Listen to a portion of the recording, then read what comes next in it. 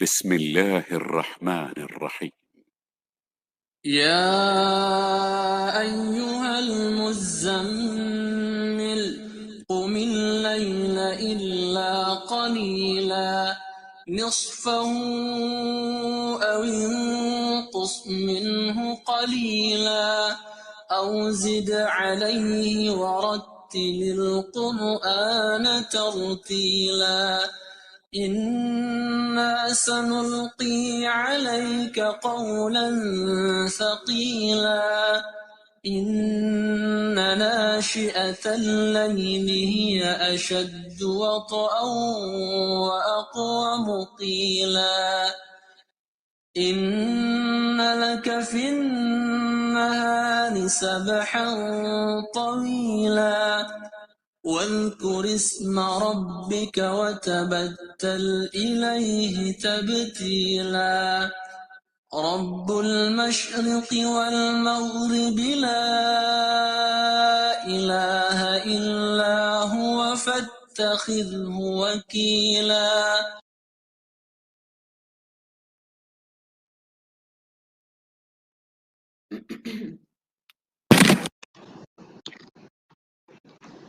अस्सलामु अलैकुम वरहमतुल्लाहि वबरकातुहू। क्या हाल है आप सबके? वालेकुम अस्सलाम वरहमतुल्लाहि वबरकातुहू। आप लोग इतनी मोहब्बत से सब सलाम करते हैं और मुझे उम्मीद है कि मेरा जवाब सब तक पहुंच जाता होगा। चलिए अल्लाह का नाम लेकर इंशाअल्लाह अपने आज के सेशन को शुरू करते हैं। सूरत अल-मुज़म्मिल की इन डेप्थ स्टडी का आज हमारा सेशन नंबर 24 है। आयत नंबर 16 इंशाअल्लाह आज हम कवर करेंगे और आयत नंबर 16 को कवर करते हुए जिस टॉपिक के अंडर हम अपनी इस डिस्कशन को लेकर चलेंगे वो टॉपिक है हमारा फ़िक्रतुल उक़ूबी, यानी आइडिया और द कॉन्सेप्ट ऑफ पनिशमेंट्स इन इस्लाम। और ज़ाहिर है हम उसको आयत नंबर 15 और 16 दोनों के हवाले से समझते हुए आज अल्लाह से दुआ करते हैं कि हम उसको कंप्लीट कर सकें। अल्हम्दुलिल्लाहि रब्बिल आलमीन वस्सलातु वस्सलामु अला अशरफिल अंबियाइ वल मुरसलीन व अला आलिहि व सहबिहि व मन इस्तन्ना बिसुन्नतिहि इला यौमिद्दीन। अल्लाहुम्मा जअलना मिनहुम व मिनल लज़ीना आमनु व अमिलुस सालिहात व तवासौ बिल हक़्क़ि व तवासौ बिस सब्र। आमीन या रब्बल आलमीन। थुम्मा अम्मा बाद फ़अऊज़ु बिल्लाहि मिनश शैतानिर रजीम।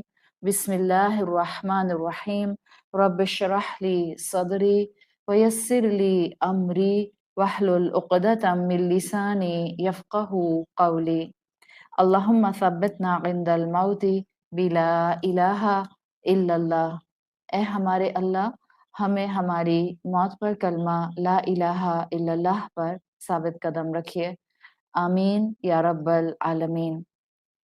इंशाल्लाह आज की जो आपकी क्लास है इसमें आपके इस्लाम की से जो अज़ाब का कॉन्सेप्ट है और इस्लाम में जो डिफरेंट लेवल ऑफ पनिशमेंट्स हैं, मोर ओवर इस्लाम में अल्लाह रब्बुल इज़्ज़त का इतना रहीम होना और फिर जहन्नुम की इतनी विविड सज़ाओं का ज़िक्र होना, इन सब के बारे में आपको अल्लाह की ज़ात से उम्मीद है इंशाल्लाह कि आज क्लैरिटी मिलेगी और फ़िक्रतुल उक़ूब में आपके सामने सूरत अल-मुज़म्मिल की स्टडी करते हुए ये सारे कॉन्सेप्ट वाज़ेह हो जाएंगे।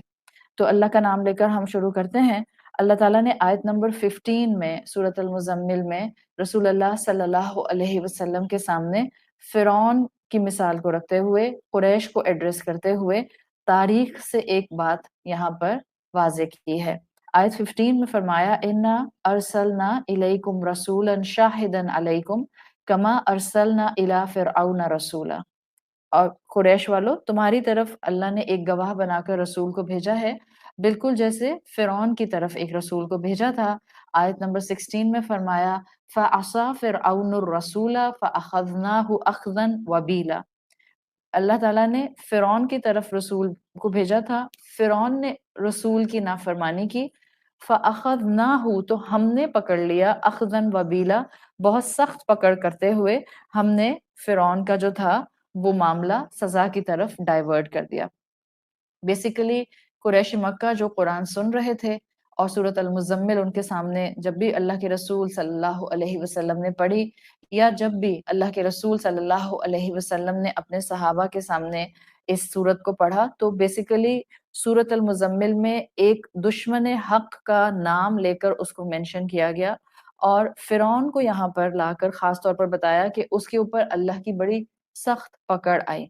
اب جب آپ مسلمان ہوتے ہوئے اس مقام پر سورت مزمل کے ایک محبت کے پیٹرن کے بعد فرعون کا اس طرح سے ذکر سنتے ہیں، تو آپ کہتے ہیں کہ ظلم تو نمرود نے بھی کیا تھا اور اس کے اوپر بھی اللہ کی پکڑ آئی تھی، یا ظلم جو ہے وہ ابو جہل نے بھی کیا تھا اور اس پر بھی اللہ کی پکڑ آئی تھی، تو پھر فرعون کا نام اس مقام پر صرف مینشن کیوں کیا گیا؟ سو میری پہلی ایکسپلینیشن جو آج کی ٹاک کی ہے وہ ہے آیت العصیان۔ آیت العصیان کا مطلب ہے نافرمانی کی نشانی اور the symbol of disobedience۔ اصل میں اگر آپ پورا ٹریڈیشن جو شریعہ ٹریڈیشن ہے آدم علیہ السلام سے لے کر رسول اللہ صلی اللہ علیہ وسلم تک سٹڈی کریں تو آپ کو یہ بات بالکل واضح نظر آتی ہے کہ فرعون کا نام جو تھا وہ ایک ڈس اوبیڈینس کا سمبل بن گیا تھا، اس کی نافرمانی ایک سمبل بن گئی تھی، کیونکہ اس نے اپنے ظلم، اپنی زیادتی اور اللہ کے ساتھ ایک کانسٹنٹ مقابلہ کرنے کی وجہ سے اپنے آپ کو کمپلیٹ ڈس اوبیڈینس کے مقام پر کھڑا کر لیا تھا۔ چاہے ہر نبی کے ساتھ کوئی نہ کوئی ایک ایسا پہلو رہا جو ان کے لیے ایک بڑی آزمائش بنتا رہا، چاہے ہر نبی کے ساتھ، ہر سچے نبی کے ساتھ آپ کو کوئی نہ کوئی فرعون میدان میں نظر آیا، جیسے کہ آپ اللہ کے رسول صلی اللہ علیہ وسلم کے دور میں بھی اگر دیکھتی ہیں تو ابو جہل کے لیے بعض نیریشنز میں آتا ہے، دوز آر ویک نیریشنز، لیکن بعض نیریشنز میں آتا ہے کہ ابو جہل کا وہی کردار تھا جو موسیٰ علیہ السلام کے ساتھ فرعون کا کردار تھا، یعنی کہ ابو جہل وہ شخص تھا جو اپنی جان لگا رہا تھا رسول اللہ صلی اللہ علیہ وسلم کے میسج کو روکنے کے لیے، اسلام کو مٹانے کے لیے، آپ صلی اللہ علیہ وسلم کی تعلیمات کو ختم کرنے کے لیے ایڑی چوٹی کا زور لگا رہا تھا۔ لیکن چاہے وہ فرعون تھا یا وہ نمرود تھا ابراہیم علیہ السلام کے مقابلے میں، یا وہ ابو جہل تھا رسول اللہ صلی اللہ علیہ وسلم کے مقابلے میں، ہم ایک بات جانتے ہیں کہ اللہ تعالیٰ نے ان سارے کفر کے، ڈس اوبیڈینس کے نمونوں کی کسی بھی طرح سے کامیابی کو برداشت نہیں کیا اور ان کی ساری چالیں ناکام کی۔ تو فرعون کا معاملہ بیسیکلی یہ تھا کہ اس کا ذکر نام لے کر اس لیے کیا گیا کہ وہ سمبولک ہو گیا تھا، اور اتنا اس نے ظلم کیا تھا انسانوں کے اوپر، اتنا اس نے شرک آگے بڑھ کر کیا تھا کہ اس کو ڈس اوبیڈینس کا ایک نشان آیت العصیان بنا دیا گیا تھا۔ عصیان یعنی نافرمانی کا سمبل بنا دیا گیا تھا۔ تو اب ہم اسی مقام سے جب آیت العصیان فرعون کو دیکھتے ہیں اور رسول اللہ صلی اللہ علیہ وسلم اور قرآن پڑھنے والوں کو فرعون کی مثال دی جا رہی ہے کہ فَعَصَىٰ فِرْعَوْنُ الرَّسُولَ، فرعون نے اللہ کی نافرمانی کی، تو یہاں پر 4 میجر پوائنٹس ہیں جو کلاسیکل اسکالرز مینشن کرتے ہیں، جس کو وہ توضیح الکلام کہتے ہیں۔ عربک میں توضیح الکلام تا واو ضاد یا ہا ہوتا ہے، اور سمپل زبان میں آپ کہتے ہیں کلام کی وضاحت۔ یہ 2 آیتیں جو سورۃ مزمل میں آئی ہیں 15 اور 16، اس کے لیے وہ کہتے ہیں کہ آؤٹ آف دا وے رسول اللہ صلی اللہ علیہ وسلم کی عبادت کے دوران میں تاریخ کا یہ واقعہ اور اسپیسیفکلی فرعون کا واقعہ لانے کے لیے پیچھے توضیح یا کلیرٹی یا وضاحت کیا ہے۔ تو 4 پوائنٹس میں آپ کے سامنے رکھتی ہوں، میں نے اس کو پوائنٹس میں اس لیے ڈیوائڈ کر دیا ہے تاکہ آپ کو یاد رہے کہ جب آپ سورۃ مزمل پڑھیں کہ یہاں پر کیا ریزن تھی جس کی وجہ سے اللہ تعالیٰ نے اس مقام پر رسول اللہ صلی اللہ علیہ وسلم کے سامنے اس کانٹیکسٹ کو بیان کیا۔ پہلی چیز جو یہاں فرعون کی اخذن و بیلا کے حوالے سے، سزا کے حوالے سے واضح ہوتی ہے، وہ یہ کہ اللہ تعالیٰ نے اصل میں نمبر 1 اپنی سنت واضح کی ہے۔ جب بھی کسی قوم میں ایسا بگاڑ آتا تھا، جب بھی کسی قوم کے اندر ایمان اتنا ختم ہو جاتا تھا کہ وہ اپنے پچھلے نبی کی تعلیمات کو بھول جاتی تھیں، تو پھر اللہ تعالیٰ کی ایک سنت رہتی تھی کہ اللہ تعالیٰ ہدایت کے چراغ کو دوبارہ سے روشن کرتے تھے، اور وہ جو ہدایت کا چراغ روشن ہوتا تھا وہ ہوتا تھا کسی رسول کے ذریعے۔ تو جب بھی اللہ نے کسی قوم کے اندر بگاڑ کو دیکھا، اللہ نے وہاں اپنا نبی یا رسول بھیجا تاکہ اس قوم کے اندر ظلمات ختم ہو اور نور آ جائے وحی کے علم کا۔ اب جب بھی رسول آتے تھے تو پولرائزیشن ہو جاتی تھی معاشرے کے اندر، کچھ لوگ ان کے فالوور بنتے تھے، مائنورٹی، میجورٹی ان کے اپوزیشن میں چلے جاتے تھے۔ اور اس اپوزیشن کا ایک لیڈر ہوتا تھا، ہر اپوزیشن کا ایک لیڈر ہوتا ہے، جو رسول کے خلاف اپوزیشن کریٹ ہوتی تھی اس کا بھی ایک لیڈر ہوتا تھا، اور یہ وہ لیڈر ہوتا تھا جو اپنی اپنی قوم کا فرعون بنتا تھا۔ تو سب سے پہلی چیز جو ان 2 آیات سے اسکالرز واضح کرتے ہیں وہ کہتے ہیں اللہ کی سنت کو واضح کر دیا گیا قریش مکہ کو بگننگ آف دا سورہ کے اندر ہی، کہ دیکھو اللہ کی سنت ہے، جب بھی کفر کے اندھیرے بہت شدید ہو جاتے ہیں، جب بھی آزمائش بڑی سخت ہو جاتی ہے، اللہ نور پھیلانا شروع کرتا ہے۔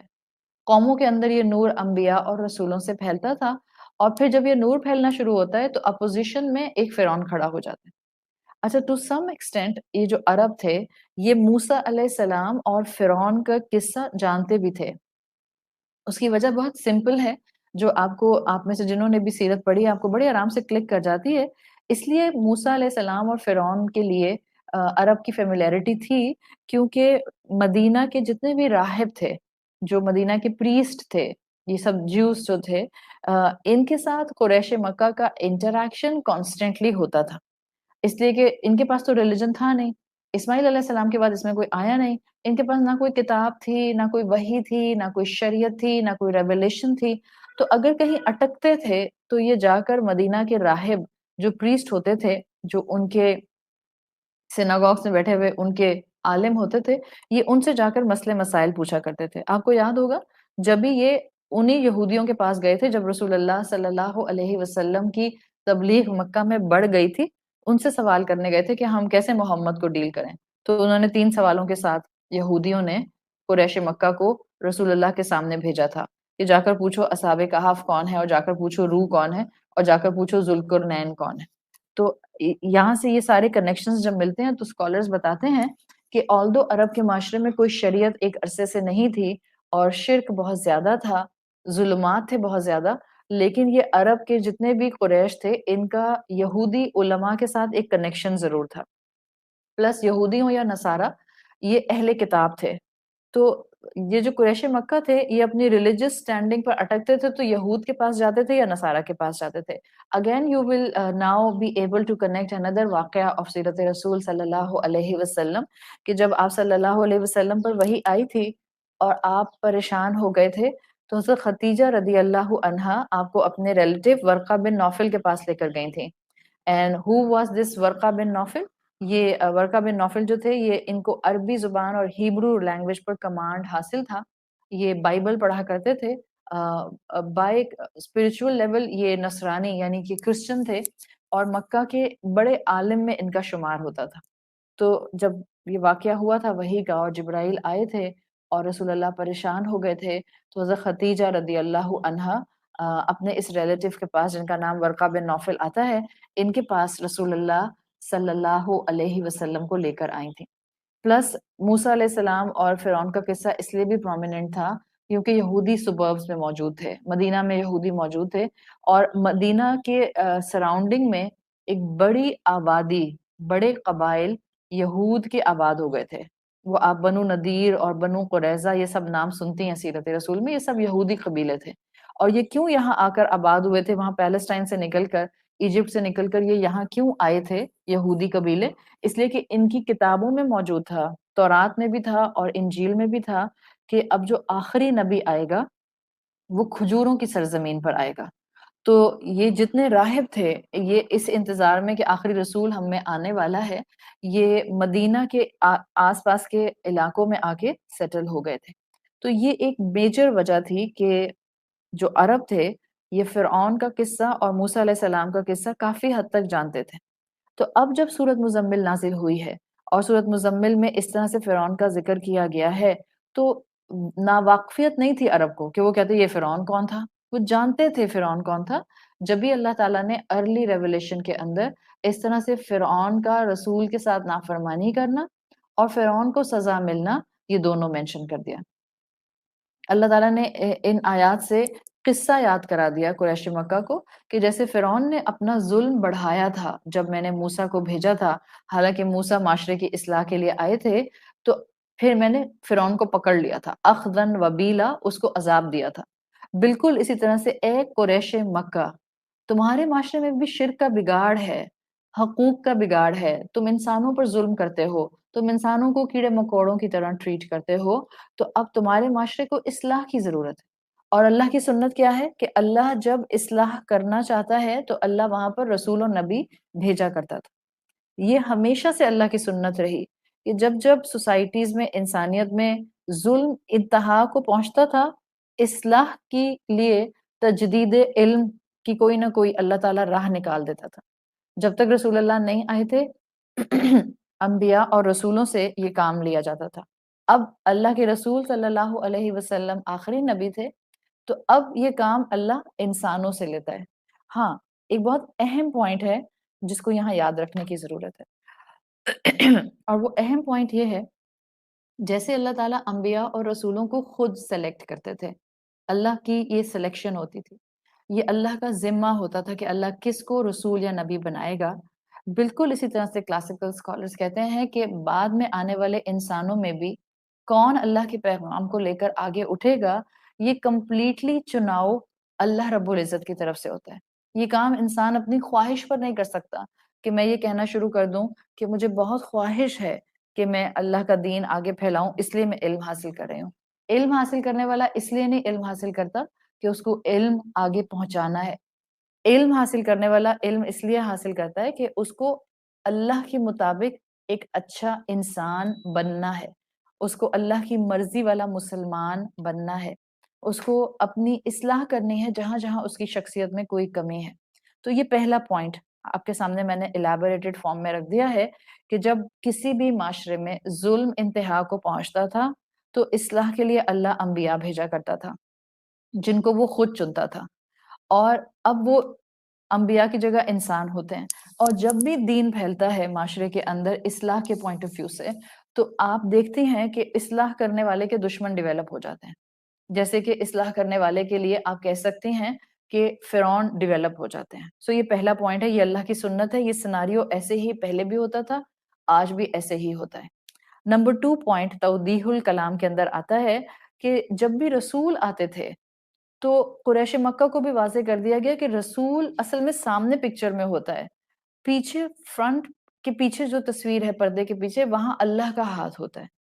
تو فرعون کے لیول پر بھی جب ظلم پھیلا تو بھی الیکم آیا اور سارے قریش مکہ کو بتا دیا گیا کہ تمہارے لیے بھی الیکم ہے، انا ارسلنا الیکم رسولا، تمہاری طرف رسول کو بھیجا ہے، بالکل جیسے فرعون کی طرف رسول کو بھیجا تھا، کما ارسلنا الی فرعون رسولا، جیسے ہم نے فرعون کی طرف رسول بھیجا تھا۔ تو مطلب کیا ہے کہ مکہ والوں کو بتا دیا کہ تمہاری اصلاح کے لیے رسول اللہ صلی اللہ علیہ وسلم کو کھڑا ضرور کیا ہے، لیکن پیچھے اللہ ہے اصلاح کرنے والا۔ فرعون کے سامنے کھڑا ضرور موسیٰ کو کیا تھا، نشانیاں ضرور موسیٰ دکھا رہے تھے، مگر اصل تصویر میں نشانیاں عطا کرنے والا رب اللہ تھا۔ تو اب تکبر اڈاپٹ کرنے والا اصل میں موسیٰ علیہ السلام کے سامنے تکبر نہیں اڈاپٹ کر رہا، اب تکبر اڈاپٹ کرنے والا اصل میں رسول اللہ صلی اللہ علیہ وسلم کے سامنے تکبر نہیں اڈاپٹ کر رہا، بلکہ وہ اللہ کے سامنے تکبر اڈاپٹ کر رہا ہے۔ تو یہ معاملہ اس طرح سے توضیح الکلام کا ایک دوسرا ریزن بتایا جاتا ہے کہ جب بھی انبیاء اور رسول آتے تھے یا جب قریش مکہ کے اندر اس سیناریو کو مینشن کیا گیا تو مقصد تھا کہ دیکھو اللہ کے ساتھ ہے تمہارا اب معاملہ، رسول تو صرف اور صرف ایک ذریعہ ہے بیچ میں، وہ صرف ایک سورس ہے۔ موسیٰ کے پیچھے موسیٰ کا رب تھا، رسول اللہ صلی اللہ علیہ وسلم کے پیچھے رسول اللہ کا رب ہے۔ موسیٰ کو نشانیاں دینے والا موسیٰ کا رب تھا، رسول اللہ کو قرآن دینے والا رسول اللہ کا رب ہے۔ تو واضح طور پر بتا دیا گیا کہ موسیٰ علیہ السلام کا کوئی پرسنل انٹرسٹ نہیں ہے، بتانے والے کا کوئی پرسنل انٹرسٹ نہیں ہوتا ہے۔ رسول اللہ صلی اللہ علیہ وسلم اگر تمہیں آ کر پیغام پہنچا رہے ہیں، ان کا کوئی پرسنل انٹرسٹ نہیں ہے، ان کو کوئی محل نہیں چاہیے، ان کو تم سے کوئی پرکس نہیں چاہیے، ان کو تم سے کسی قسم کے فیورز نہیں چاہیے۔ And same must be the case with today's time۔ کوئی دین کا کام کر رہا ہے آگے، اس کو کسی لوگوں کی طرف ان کے چہرے دیکھنے کی ضرورت نہیں ہوتی، ان سے کچھ نہیں چاہیے، ان سے کوئی فیور نہیں چاہیے، ان سے کوئی پرکس نہیں چاہیے، ان کے لیے کوئی انٹرسٹ اس بتانے والے کا لوگوں کے ساتھ نہیں ہوتا۔ یہ ٹرولی اللہ کا معاملہ ہوتا ہے، اور جب تک یہ معاملہ ایسے چلتا ہے that will be on sincerity and transparency ground۔ جہاں یہاں پر جو ہے وہ ڈیلی ڈیلی ہونا شروع ہوتا ہے اور دین بتانے والا فیورز لینے کی شکر میں آ جاتا ہے، اس کا مطلب ہے کہ اب یہاں سے ہی معاملہ ڈسٹرب ہو جاتا ہے۔ تو اللہ کی سنت ہے، بگاڑ آتا ہے تو اللہ اصلاح کے لیے تجدید علم کرتا ہے۔ نمبر 2، اللہ کی سنت کے ساتھ ساتھ یہ معاملہ یاد رکھنا چاہیے کہ دین بتانے والا اپنی مرضی سے دین نہیں بتا رہا ہوتا، وہ اللہ کے کلام کو ایز اٹ از آگے بتا رہا ہوتا ہے، اس کے ساتھ اللہ کی مدد ہوتی ہے، اس کے ساتھ اللہ کی سپورٹ ہوتی ہے۔ تیسرا اینگل، تیسرا پوائنٹ توضیح الکلام میں جو اسکالرز مینشن کرتے ہیں، وہ کہتے ہیں جب بھی رسول آیا کرتے تھے وہ قوم پر گواہ بن جاتے تھے، تو رسول اپنے ساتھ وہی جو لاتے تھے اس دونوں چیزوں کے کمبینیشن سے قوم پر گواہ بن جایا کرتے تھے۔ تو ایک طرح سے مشرکین مکہ کو احساس دلا دیا کہ یہ جو رسول اللہ صلی اللہ علیہ وسلم تمہاری طرف شاہدن علیکم بن کر آئے ہیں، اگر تم نے ان کی بات مان لی تو تمہارا فائدہ ہے، ٹوٹل تمہارا فائدہ ہے، دین ماننے میں ٹوٹل میرا فائدہ ہے، بتانے والے کا کوئی فائدہ نہیں ہوتا ہے۔ اس وقت اگر آپ سب دین کو عمل میں لے آئیں گی تو میرا کیا فائدہ ہوگا؟ صرف اتنا کہ میرے لیے جو ہے آپ صدقہ جاریہ بن جائیں گے، ادروائز مجھے اور کسی قسم کا کوئی بینیفٹ نہیں ہے، کوئی بینیفٹ نہیں ہے۔ سو فائدہ آپ کا ٹوٹل اپنا ہے۔ جو دین کو سن کر دین کی بات مان لیتے ہیں وہ اپنا فائدہ دیکھ لیتے ہیں، اور جو دین کو سن کر ان کو دین کو اپنا دشمن سمجھنے لگ جاتے ہیں، دین کے ساتھ جو ہے وہ اپنا ایک ایسوسیشن بلڈ ہوتا ہوا نہیں محسوس کرتے، اب وہ اسی علم اور اسی دین کو اپنے خلاف گواہ بنا لیتے ہیں۔ This is the third point, کہ جب علم واضح ہو جاتا ہے، جب حق کھل جاتا ہے، جب انبیاء رسول آ جایا کرتے تھے اور پھر سننے کے بعد قوم نہیں مانا کرتی تھی، اب کیا ہوتا تھا؟ اب حجت تمام ہو گئی، اب اگر قوم نہیں مانے گی تو اس نے اسی علم کو اپنے خلاف گواہ بنا لیا، اس لیے کہ اللہ نے تو عقل دی تھی، حق اس عقل کے سامنے آ گیا تھا۔ اگر ان دو کے باوجود حق قبول نہیں کیا گیا، اب انسان نے اپنے خلاف ایویڈنس اکٹھا کر لیا۔ جب بھی آپ دیکھیں یہ جو علیکم آتا ہے نا عربی زبان میں، اس میں ایک خلاف ہونے کا مفہوم بھی ہوتا ہے۔ انا ارسلنا الیکم رسولا شاہدن علیکم، یہ تم پر گواہ ہے، یہ یا تو تمہاری فیور میں بولے گا یا تمہارے اگینسٹ بولے گا۔ اگر تم نے اللہ کے دین کو تھام لیا تو یہ تمہاری فیور میں گواہ بن جائے گا، اور اگر تم نے دین کو نہیں تھاما تو یہ تمہارے اگینسٹ گواہ بن جائے گا۔ آپ سوچیں نا، رسول اللہ صلی اللہ علیہ وسلم کی محنتیں سامنے رکھیں کہ اللہ کے رسول نے اپنی جان نہیں لگا دی ہے پیغام پہنچانے کے لیے، اور قیامت کے دن اگر امت آپ کے سامنے آتی ہے اور امت وہ تھی جس نے قرآن کو مہجورن کی کیٹیگری میں رکھا تھا، چھوڑ دیا تھا، قرآن سے ہجرت کر لی تھی، تو اللہ کے رسول صلی اللہ علیہ وسلم کو تو بہت سخت تکلیف ہوگی کہ وہ رسول جنہوں نے 23 سال آرام کو ایک طرف کیا اور اپنی زندگی کی انت تک محنت اس قرآن پر لگا دی، ان کی امت نے اس کا احساس نہیں کیا۔ تو یا تو یہ علم اور رسول انسان کے حق میں گواہی دیتے ہیں قیامت کے دن، یا ان کے اگینسٹ گواہی دیتے ہیں۔ This is the third point. Fourth and the final point توضیح الکلام کے اندر از دا وارننگ، ان دو آیات میں 15 اور 16 میں جو مل رہی ہے، وہ وارننگ یہ ہے کہ قریش مکہ کو فرعون کا قصہ سنا کر کہہ دیا اس کے جیسے مت ہو جانا، اس کا مائنڈ سیٹ اڈاپٹ نہیں کرنا، اگر کر لیا تو یہ وارننگ ہے کہ پھر تمہارے ساتھ بھی وہی ہوگا جو فرعون کے ساتھ ہوا تھا۔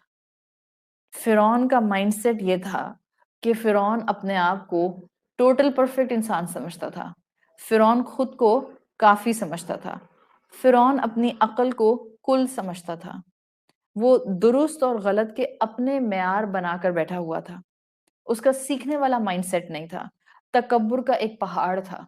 تو قریش مکہ میں سے ایک ایک کو واضح کر دیا گیا کہ اس کلام کے سامنے فرعون مت بن جانا، اس رسول کے سامنے فرعون نہیں بن جانا، ورنہ تم اپنا ہی نقصان کرو گے، اللہ نے اوپن وارننگ تم کو دے دی ہے۔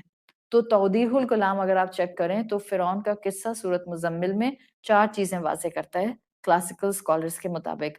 نمبر 1، اللہ کی سنت کہ جب بگاڑ بڑھ جاتا ہے تجدید علم اللہ کرتا ہے۔ نمبر 2، جس کے تھرو اللہ تجدید علم کرتا ہے اس انسان کی اپنی کوئی طاقت نہیں ہوتی، اس کے پیچھے اللہ کا ہاتھ ہوتا ہے۔ تو اگر کسی استاد کی بات آپ کو کلک کرتی ہے، اس کا مطلب کیا ہوتا ہے کہ اس کے پیچھے اللہ کی مدد ہے۔ Now you can connect the dots کہ اللہ کی مدد سرٹن فیکٹرز کی وجہ سے آتی ہے۔ سو بات صرف اتنی سی ہے کہ جب رسول آتے تھے تو ان کے ساتھ ٹوٹل مدد اللہ کی ہوتی تھی، رسول کی نافرمانی اصل میں اللہ کی نافرمانی ہوتی تھی۔ پھر تیسرا پوائنٹ یہ علم اور رسول کا آنا قوم کے حق میں یا قوم کے خلاف گواہی بن جاتا تھا. اینڈ فورتھ پوائنٹ، یہ رسولوں کا آنا اصل میں ایک وارننگ ہوتا تھا، اور سورۃ مزمل میں یہ قصہ آنا قریش مکہ کے لیے وارننگ تھا. ہم سب کے لیے بھی وارننگ ہے کہ دیکھو فرعون کا فالوور نہیں بن جانا. یا تو آپ فالوور بنیں گے محمد رسول اللہ صلی اللہ علیہ وسلم کے، یا آپ فالوور بنیں گے فرعون کے، یا آپ فالوور بنیں گے ابلیس کے.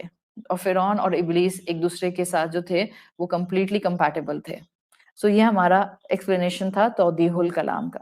اب ہمارا نیکسٹ ایکسپلینیشن ہے از درس النہائی. درس النہائی is you can say the final lesson out of this whole talk, کہ جو رسولوں کو اللہ تعالیٰ بھیجا کرتے تھے. فائنل لیسن جس کو آپ یونیورسل میسج کہہ سکتے ہیں ان اے ویری لاجیکل وے، وہ یہ ہے کہ ابھی تک اگر ہم کل کی بات اور آج کی بات کو کمپلیٹ کرنے کی کوشش کریں تو تمام انسان جتنے بھی اس دنیا میں آئے ہیں وہ اللہ کے بھیجے ہوئے دین کے محتاج ہوتے تھے. جب جب جو دین آیا اس وقت تک انسانیت اپنے اپنی جگہ پر اس دین کی محتاج تھی. اب کیونکہ قرآن آخری اللہ کا کلام ہے اور اب یہی دین ہے، اب یہی آسمان کی تعلیمات ہیں، اب ہر انسان عقلی طور پر اس قرآن کا محتاج ہے. اگر ہم انسان اس قرآن کے ساتھ اٹیچ نہیں ہوں گے تو اس کا بیسک لیسن یہ ہے کہ ہم سب منی فرعون بن جائیں گے. سورۃ مزمل کے اس مقام پر ان آیات کو لانے کا صرف یہ مقصد ہے، اگر تم نے محمد کی بات نہیں مانی صلی اللہ علیہ وسلم تو تم منی فرعون بن جاؤ گے. منی اس لیے میں نے کہا ہے کہ فرعون نے اللہ کے نبی، اللہ کے رسول سے جو ٹکر لی تھی اس میں اس نے اپنے آپ کو تکبر کا پہاڑ بنا لیا تھا، خود کو موسیٰ علیہ السلام کے برابر لا کر کھڑا کر دیا تھا. ظاہر ہے وہ ایمبوڈیمنٹ تھا ایروگنس کی، اس کا جو مقام اور رتبہ اس کو دنیا میں ملا ہوا تھا اس نے اس کی ایروگنس کو اور فیول کیا تھا. اب ہم منی فرعون بنتے ہیں. کیسے؟ انسانوں کا حال یہ ہے کہ ہر انسان کا جس انسان پر جتنا زور چلتا ہے وہ اس انسان کے ساتھ ایک فرعون کی شکل میں آ جاتا ہے، اور زیادہ تر موسٹلی آس پاس اپنے گھر کے لوگوں کے اوپر ہم منی فرعون بن کر ان کو ڈیل کر رہے ہوتے ہیں. اگر آپ رتبے میں بڑی ہیں، رتبے میں بڑا انسان موسٹ آف دا ٹائم فرعون کی شکل اختیار کر لیتا ہے. اور آپ فرعون کی شکل کیسے اختیار کرتے ہیں؟ ایسا نہیں ہوتا کہ آپ کا گیٹ اپ وہی ہو جاتا ہے جو ایجپشین کنگز کا ہوتا تھا کہ آپ کہیں کہ میں فرعون لگنے لگ جاتی ہوں. نہیں، it's a whole about idea of a personality, body language and mindset. اپنی عقل کو جو انسان کل سمجھے گا وہ فرعون کا فالوور ہے. جو رب کے احکامات کے سامنے اپنی اپروچ کو کافی سمجھے گا. میں نہیں سمجھتی کہ اس کا یہ مطلب ہے، آئی تھنک اس کا یہ مطلب ہے. میں نہیں سمجھتی کہ ضروری ہے کہ بس 5 وقت کی نماز ہی پڑھنی ہوتی ہے. آئی تھنک 2 وقت کی بھی کافی ہے. یہ جو آئی تھنک ہم دین کی شریعت پر لے کر آتے ہیں، اس کا مطلب ہوتا ہے ہم فرعون کے فالوور بن گئے اور ہم منی فرعون بن گئے. جو انسان قرآن کی روشنی سے اپنے آس پاس گڈنس تلاش نہیں کرتا، الٹیمیٹلی وہ فرعون کے راستے پر چل پڑتا ہے. تو ہم سب کو اسلام کی ضرورت ہے، ہم سب کو قرآن کی ضرورت ہے، ہم سب کو اس اسلام کی انڈرسٹینڈنگ کی ضرورت ہے، اس لیے کہ اللہ تعالیٰ ہمارا ڈیفینیشن آف گڈ ٹھیک کرنا چاہتے ہیں، اور وہ چاہتے ہیں کہ ہم فلی پوٹینشیل میں خیر کا فائدہ اٹھائیں. تو دونوں طرح آپ نے اور میں نے بچنا ہے. 1، فرعون کا فالوور نہیں بننا، یعنی منی فرعون بن کر کسی پر ظلم نہیں کرنا. اینڈ دوسرا اینگل، موسیٰ علیہ السلام کا فالوور بننا ہے، اور اگر کوئی ہمارے سامنے فرعونیت کا مظاہرہ کرے گا تو ہم نے موسیٰ علیہ السلام والی اسٹریٹجی کو اڈاپٹ کرتے ہوئے حکمت، حلم اور صبر کے ساتھ سچویشن کو ڈیل کرنا ہے. فرعون کا کانسٹنٹ ڈس اوبیڈینس تھا، کانسٹنٹ ڈس اوبیڈینس، جس نے اس کو اللہ سے کئی مائلز دور کر دیا تھا. آج لوگوں کو کیا لگتا ہے؟ ان کو لگتا ہے کہ میں آلریڈی بہت اچھی انسان ہوں، میں آلریڈی لوگوں کا بڑا خیال رکھتی ہوں، میں آلریڈی بڑی سینسیبل ہوں، تو اب میں اسلام کی کلاسز میں جا کر کیا کروں گی؟ اب اسلام مجھے کیا ایتھکس سکھائے گا؟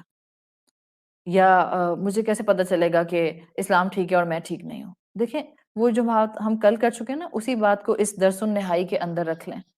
اسلام صرف کنفرم کر دیتا ہے کہ میں جو کر رہی ہوں وہ ٹھیک کر رہی ہوں اور صحیح پرائرٹی کے ساتھ کر رہی ہوں، اور اللہ تعالیٰ ڈیٹیل دے دیتا ہے انسان کو تاکہ وہ اپنی فطرت سے جس خیر کو پہچان رہا ہے اس کی ڈیٹیل کو بھی پہچاننا شروع کر دے.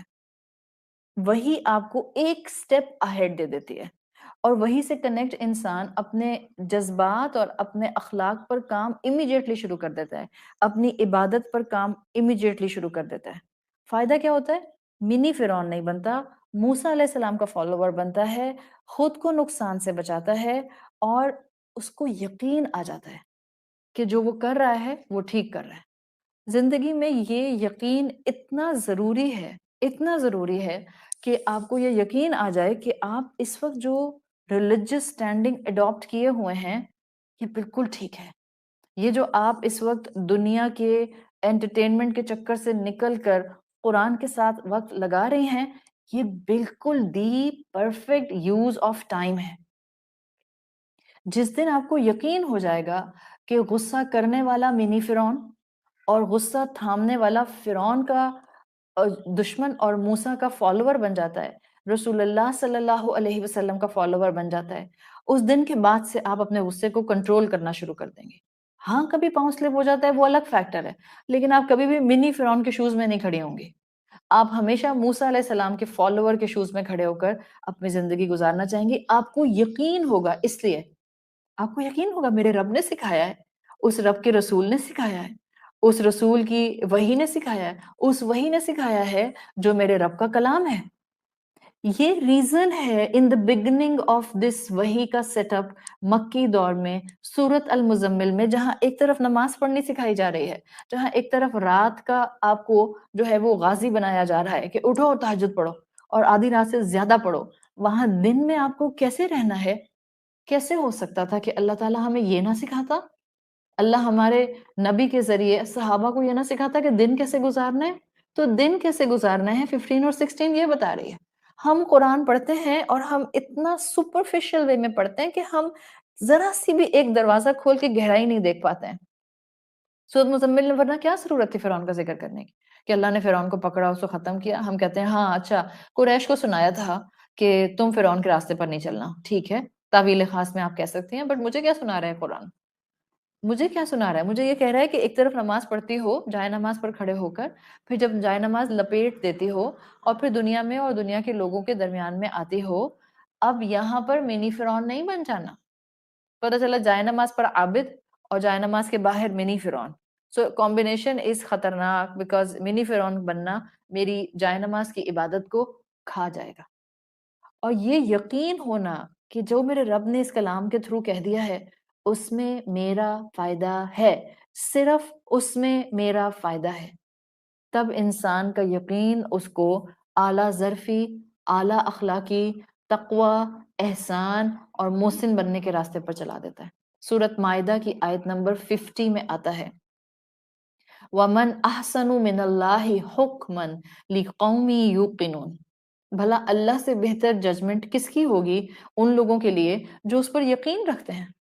اپنے آپ سے پوچھیں مجھے اللہ پر کتنا یقین ہے، کتنا یقین ہے؟ اتنا یقین ہے کہ میں ادھر کلاس سنتی ہوں، ادھر میں اپنی زندگی کے اندر فوراً کوئی پازیٹیو تبدیلی لانا شروع کر دیتی ہوں۔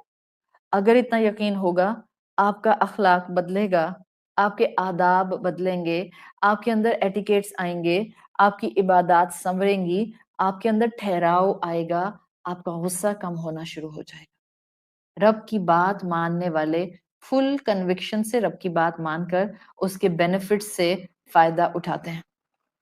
ہاں، رب کی بات کلیئر کر دیتی ہے کیا ایول ہے، کیا انڈیسنسی ہے، کیا امورلٹی ہے۔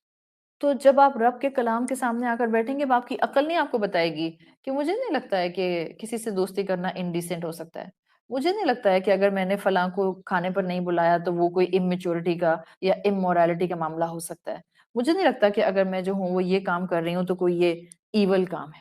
اب آپ مجھے نہیں لگتا کہ ایک چکر سے باہر آ جائیں گی، بیکاز اب آپ اس سارے فریم کو، اس پوری دنیا کو قرآن کے لینس سے دیکھیں گے، اور قرآن کے لینس سے دنیا کو دیکھنے والا رب کی مرضی کو تلاش کرتا ہے، اپنی مرضی کو ایک طرف کر دیتا ہے۔ تو اللہ کے سمجھانے کو سمجھیں، یہ جو اللہ قرآن سے سمجھاتا ہے اس کو سمجھیں، جو یہ اصلاح کرے گا ایسا کوئی انسان اصلاح نہیں کر سکتا۔ شاعر نے کہا ہے سمجھانے والے تو بہت ہیں مگر، سمجھانے والے تو بہت ہیں مگر سمجھنے والا اللہ کے سوا کوئی نہیں. مجھے میرا رب جانتا ہے، جو وہ مجھے انسٹرکشنز دے گا اس میں میری خیر ہے.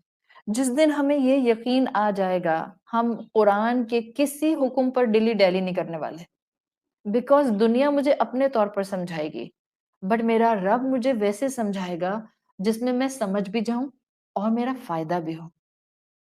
باہر دنیا کی فلسفیز آپ کو سمجھا رہی ہوتی ہیں، کوئی فلسفی یہ سمجھاتی ہے، کوئی سائیکالوجی یہ سمجھاتی ہے، کوئی آئیڈیا یہ سمجھاتا ہے، کوئی نظریہ یہ سمجھاتا ہے. تو سمجھانے والے تو بہت ہیں مگر سمجھنے والا اللہ کے سوا کوئی نہیں. میرا رب مجھے سمجھتا ہے، اس کو میری عقلی لمیٹیشن کا پتہ ہے، اس کو میرے جذبات کی کمزوری کا پتہ ہے. کیا وہ نہیں جانتا کہ مجھے کتنا غصہ آتا ہے؟ کیا وہ نہیں جانتا ہے کہ میں کتنا کبھی کبھی کمزور خود کو محسوس کرتی ہوں؟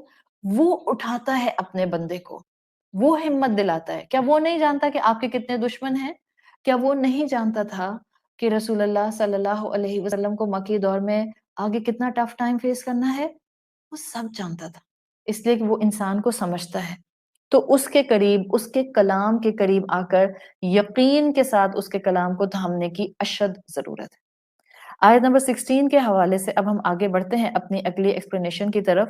اور آیت 16 کا جو دوسرا حصہ ہے، ہم نے فرعون کا موسیٰ علیہ السلام کی نافرمانی کرنے کا اینگل تو دیکھ لیا. فَعَصَىٰ فِرْعَوْنُ الرَّسُولَ، فرعون نے رسول کی نافرمانی کی اور یہ رسول موسیٰ علیہ السلام تھے. فَأَخَذْنَاهُ أَخْذًا وَبِيلًا. Now my focus is on this part of the ayah number 16 کا دوسرا جملہ. فَأَخَذْنَاهُ، یہ فا عربی زبان میں آتا ہے to show something is happening instantaneously. کتنا فرعون جی لیتا، 50 سال، 60 سال، 70 سال، 80 سال، 90 سال، 100 سال. اللہ کے لیے تو یہ ٹائم ایک شیٹ کی طرح اللہ کے سامنے سپریڈ ہے. اور یہ دنیا کے ہمارے پلانٹ ارتھ کے 24 آور سیٹ اپ جو ہے، سیکنڈ اور آور کا سیٹ اپ، یہ اللہ کے سامنے تو کوئی ویلیو ہی نہیں رکھتا ہے. اوپر آسمانوں پر جو دن کی تعداد ہے وہ تو ایک دن 50,000 سال کے برابر ہے. یہ ہمارا 24 گھنٹے کا تو کوئی اسٹرکچر ہی نہیں ہے. اس 24 گھنٹے کے اسٹرکچر کے حساب سے میری 1 سال کی زندگی، میری 40 سال کی زندگی، میری 60 سال کی زندگی تو کوئی ویلیو ہی نہیں رکھتی ہے. اللہ کی نظر میں فَأَخَذْنَاهُ فوراً پکڑ تھا. اس نے نافرمانی رسول کی فرعون نے، اللہ نے کہا ہم نے سخت گرفت سے پکڑا. The wordings are not just اخذن وبیلن. اللہ نے کہا we seized him with a stern grip. سخت الفاظ ہیں. اللہ رب العزت کہہ رہا ہے ہم نے stern grip کے ساتھ پکڑا. عصیان کیا تھا نا، اس نے نافرمانی کی تھی. انسان جس کو اللہ نے اپنے ہاتھوں سے تخلیق کیا ہے، انسان جس کو تمام مخلوقات میں بہترین عقل دی ہے، انسان جس کو تمام مخلوقات میں بہترین اسپرچل سٹیٹ دی ہے، انسان جس کو احسن التقویم کے طور پر اللہ نے تخلیق کیا، اپرائٹ پوزیشن میں سیدھا کھڑا ہوتا ہے، باڈی لینگویج بہترین دی، جذبات بہترین دیے، بیان بہترین دیا، ایموشنز کنٹرول کرنے کا سٹیمنا بہترین دے دیا، چیزوں کو سنکرنائز کر کے سمجھنے کی صلاحیتیں الگ دے دیں، اس کے علاوہ 5 سینسز الگ دے دیے. پھر نہ صرف یہ، وہ رب جو ہماری ضروریات پوری کرتا ہے. آکسیجن فری میں ملتی ہے ہمیں، اور کس کس کو آکسیجن فری میں مل رہی ہے اس وقت؟ ابھی کووڈ آیا تھا تو آکسیجن کی ویلیو نظر آ گئی تھی کہ باہر مارکیٹ میں سلنڈر اور آکسیجن جو تھی وہ نایاب ہو گئی تھی. فری میں آکسیجن ملتی ہے. اس کو بھی ملتی ہے جو اس کا بہترین فرما بردار بندہ ہے، اس کو بھی ملتی ہے جو صرف رمضان کے رمضان اس کو یاد کرتا ہے، اس کو بھی ملتی ہے جو فرعون تھا.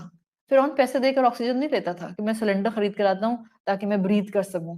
نہیں، فرعون کو بھی اس کی نعمتیں بے تحاشا مل رہی تھیں. تو اپنے ہاتھ سے جس نے تخلیق کیا، صلاحیتیں دیں، عقل دی، احسن التقویم بنایا، خواہشات کی کریونگ جو ڈالی ہے اس کے بارے میں اس کی گریٹیفیکیشن کا سامان کیا، اتنا کچھ عطا کیا، اتنی اسٹرانگ سائڈ انسان کو دے دی، اس کو روح دی، فطرت دی، عقل دی، وحی سے جڑنے کی راہیں دے دیں، اتنا کچھ دیا. وجہ کیا تھی؟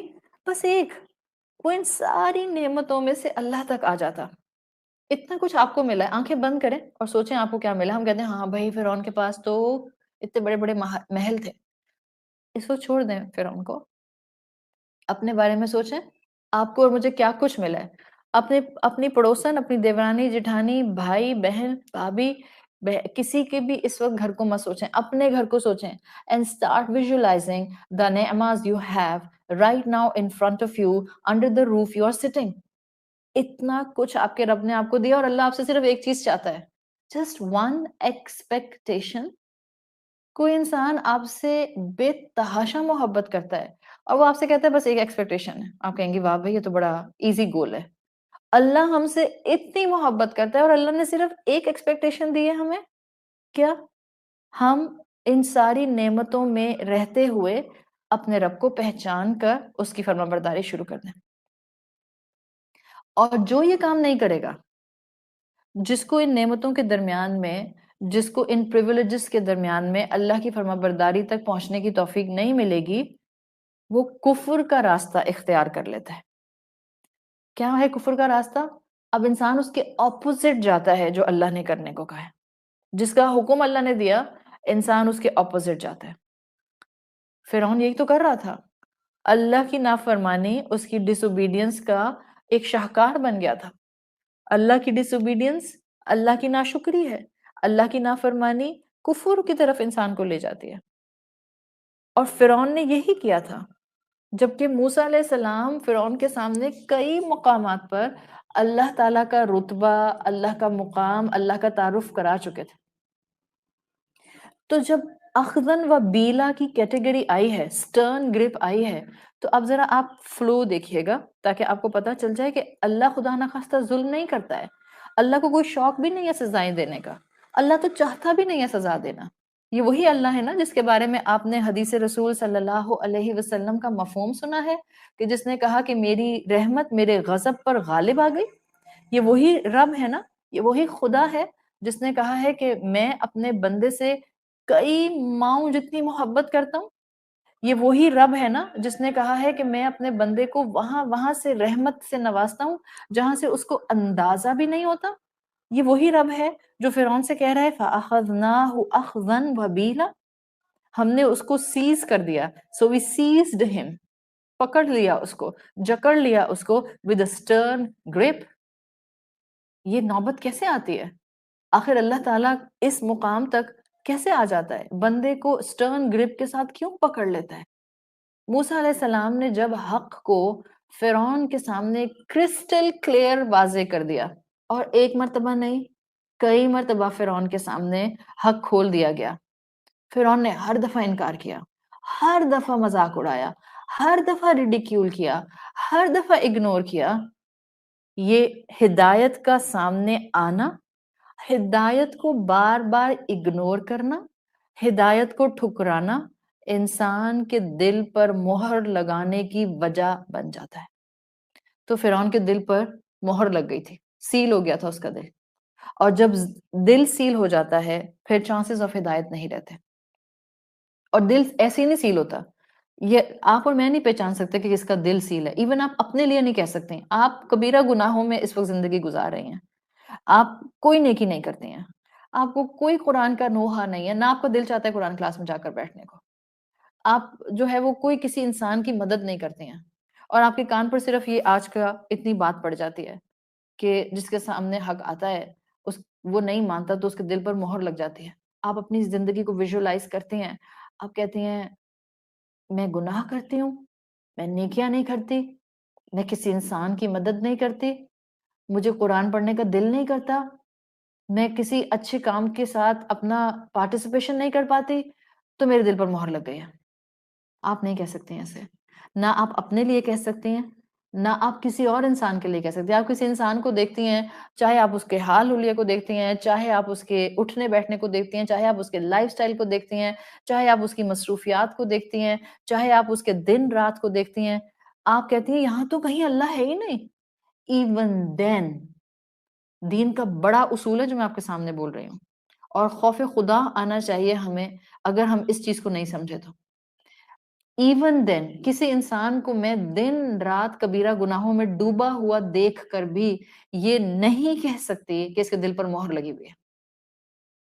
یہ میرا رائٹ ہی نہیں ہے، یہ میری جاب ہی نہیں ہے، یہ میرا کام ہی نہیں ہے.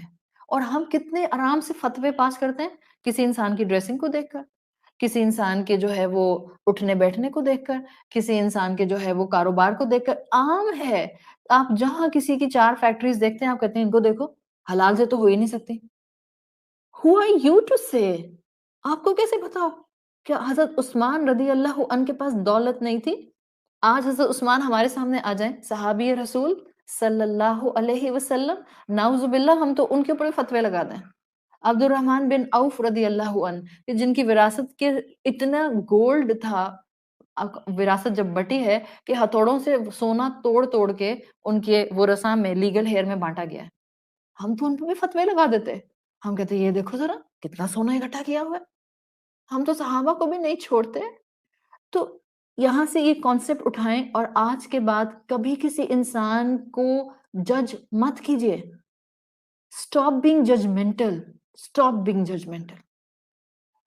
کسی انسان کے دل کی کیفیت کو میں اور آپ جان ہی نہیں سکتے. مجھے معلوم ہے اسلام کیا کہتا ہے، اسلام ایک حال حلیہ دیتا ہے، اسلام ایک زندگی کا پیٹرن دیتا ہے، اسلام کہتا ہے گناہوں کے قریب نہ جاؤ، اسلام کہتا ہے اپنے آپ کو جو ہے وہ اوامر کے قریب رکھو اور نواہی سے دور رکھو.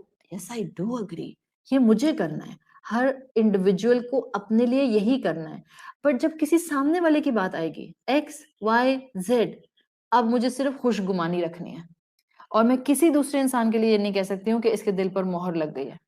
یہ مجھے اپنے لیے فکر کرنی چاہیے کہ میں روز قرآن کی کلاس میں بیٹھتی ہوں، میں آ کے آپ کو بتاتی ہوں، مجھے فکر ہونی چاہیے. میں روز آپ کو قرآن پڑھا رہی ہوں، میں روز قرآن پڑھ رہی ہوں، میں روز کتابیں کھنگال رہی ہوں، میں روز جا کر جو ہوں وہ آپ کے سامنے دعوے کر رہی ہوں. اور اگر میری زندگی میں اس قرآن کے مطابق تبدیلی نہیں آتی، اگر میرا حال حلیہ نہیں بدلتا، اگر میرا اخلاق نہیں بدلتا، اگر میرے معاملات درست نہیں ہوتے، تب مجھے خوف کھانا چاہیے، تب مجھے اپنے اوپر جو ہے وہ ڈنڈا چلانا چاہیے. مگر تب بھی میں اپنے آپ کو یہ نہیں کہوں گی کہ میرے دل پر مہر لگے.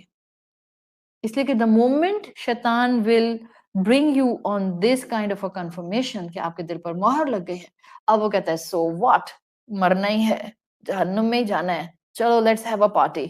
اب دنیا ایک ہی ملی ہے، just enjoy it، you only live once، have fun. اب جو کرنا ہے کرتے رہو.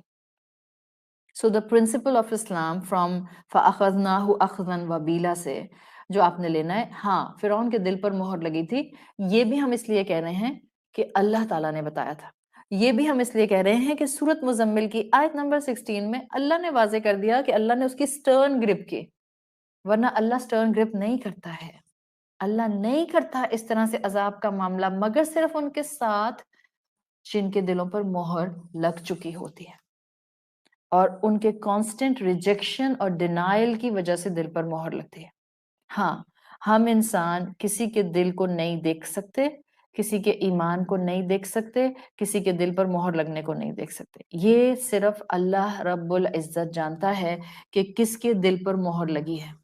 سو جب بھی آپ اس پوائنٹ آف ویو سے کسی انسان کو دیکھیں، آپ کسی قرآن کی محفل میں ہیں اور آپ کو وہاں کوئی انسان نظر آتا ہے جو اس قرآن کی محفل میں آپ کی طرح عبایا پہن کر نہیں پھر رہا، آپ کی طرح سکارف پہن کر نہیں پھر رہا، ہم ججمنٹل ہو جائیں گے، ہم کہیں گے ان کو دیکھو ایسے ہی آ گئی قرآن سننے کے لیے. نہیں، stop being getting judgemental now, from now onwards. دعا کر دیں کسی کے لیے اور فوراً شکر کریں، شکر اللہ تعالیٰ آپ نے مجھے توفیق دی، میری اس بہن کو بھی توفیق دے دے.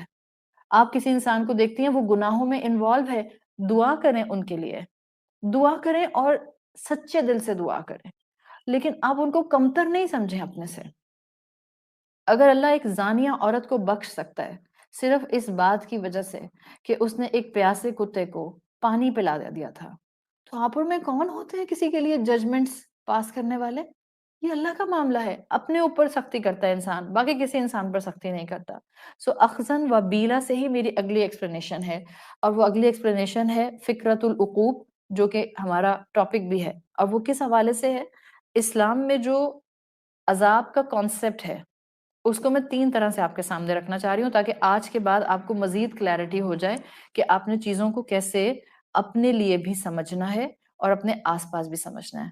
مجھے لگتا ہے یہ topic is very much important from individual perspective, تاکہ میں کیونکہ قرآن کے راستے پر چلنے کی کوشش کر رہی ہوں، ہم کیونکہ قرآن کے راستے پر چلنے کی کوشش کر رہے ہیں تو ہمیں بھی کلیرٹی ہونی چاہیے کہ میری کون سی مشکل ہوتی ہے، کون سی مشکل آزمائش بھی نہیں ہوتی، اور کون سی مشکل خدا نہ خواستہ عذاب ہوتی ہے. I should have this clarity تاکہ میں اپنے رب سے بدگمان نہیں ہوں.